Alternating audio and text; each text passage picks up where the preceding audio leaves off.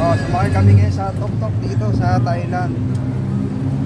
Papunta kami sa PK Mall. Ito yung driver namin. Thailander. Yan.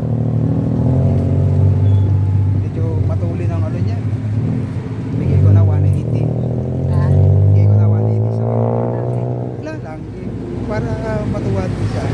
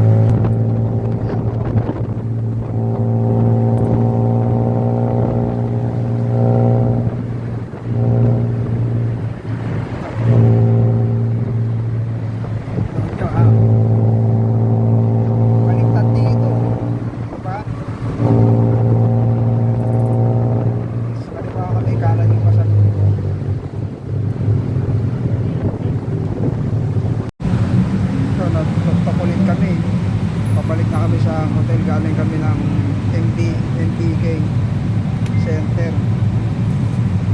Bili ulit kami ng mga ano ito mga pinabili na naman ng mga anak namin. Si Dette tinapot ng 700 ba? Inabot yung ano niya, pinabili niya. Dami Yung isang pinabili. piraso lang yun Wow, 700 baht. Yung mga sabon, Binabawi isang ata piraso, yung binigay 100 sa baht. akin eh. ano kami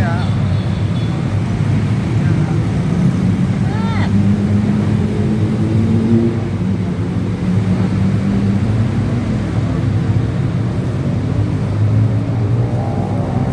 Ito yung driver namin. Brother, ano kayo? say hello. Yes, ka doon. Alis na. Ayaw niya, natasawa siya. Ganda ng tok-tok na to Ganyan, di ba? Pagod na tong misis ko Kaya na mainit na. Kaya na maglibot-libot. Kaya ito, back to ano na kami. Back to base na, back to base. Kaya nasa ano yung yung kasalubong nasa kanan. Wala sa kaliwa yung kasalubong Ito.